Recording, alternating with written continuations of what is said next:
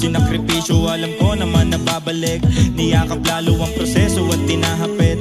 Unti-unti tagumpay sa'kin ay nalalapit. Malapit na Di na ako para pa mag-alala. Alam ko meron na mapapala.